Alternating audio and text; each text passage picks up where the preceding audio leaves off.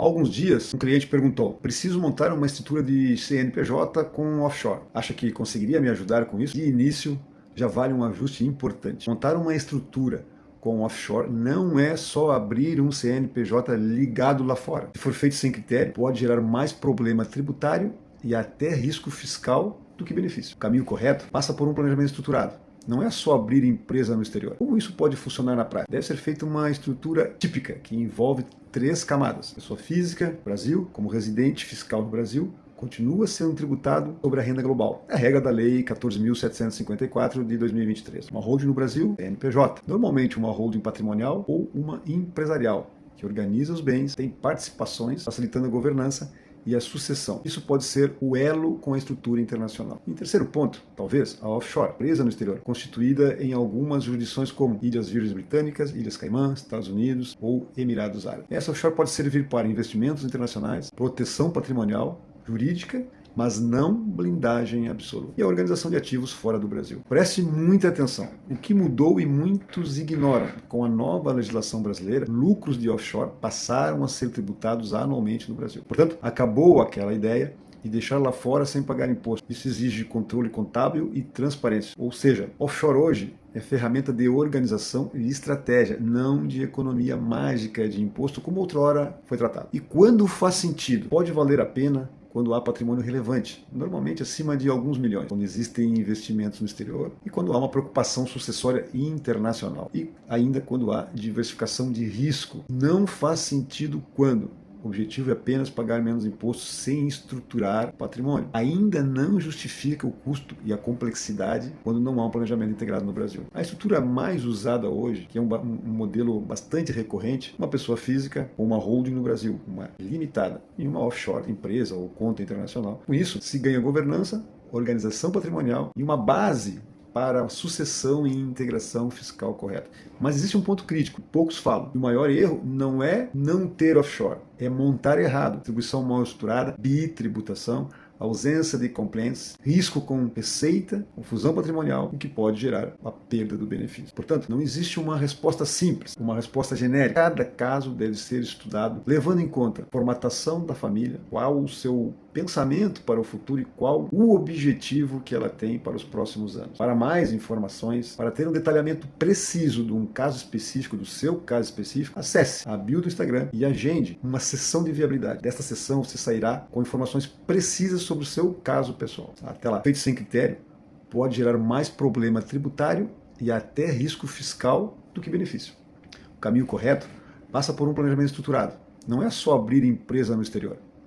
Como isso pode funcionar na prática? Deve ser feita uma estrutura típica, que envolve 3 camadas. Pessoa física no Brasil, como residente fiscal no Brasil, continua sendo tributado sobre a renda global. É a regra da Lei 14.754 de 2023. Uma holding no Brasil, um CNPJ. Normalmente uma holding patrimonial ou uma empresarial, que organiza os bens e tem participações, facilitando a governança e a sucessão. Isso pode ser o elo com a estrutura internacional. Em terceiro ponto, talvez, a offshore, empresa no exterior, constituída em algumas jurisdições como Ilhas Virgens Britânicas, Ilhas Caimã, Estados Unidos ou Emirados Árabes. Essa offshore pode servir para investimentos internacionais, proteção patrimonial, jurídica, mas não blindagem absoluta. E a organização de ativos fora do Brasil. Preste muita atenção. O que mudou e muitos ignoram: com a nova legislação brasileira, lucros de offshore passaram a ser tributados anualmente no Brasil.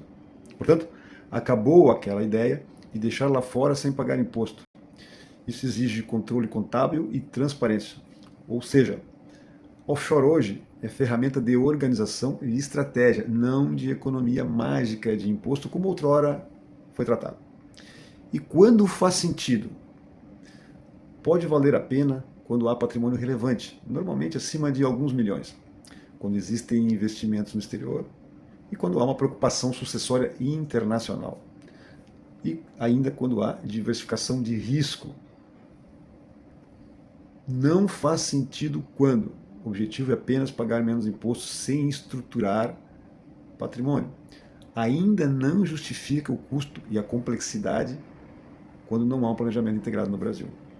A estrutura mais usada hoje, que é um modelo bastante recorrente, é uma pessoa física com uma holding no Brasil, uma limitada, e uma offshore, empresa ou conta internacional.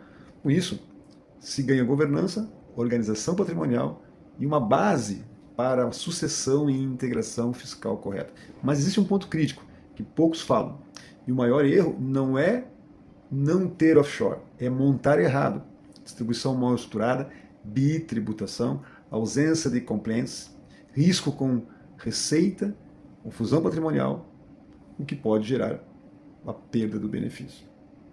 Portanto, não existe uma resposta simples, uma resposta genérica. Cada caso deve ser estudado levando em conta a formatação da família, qual o seu pensamento para o futuro e qual o objetivo que ela tem para os próximos anos. Para mais informações, para ter um detalhamento preciso de um caso específico, do seu caso específico, acesse a bio do Instagram e agende uma sessão de viabilidade. Desta sessão você sairá com informações precisas sobre o seu caso pessoal. Até lá!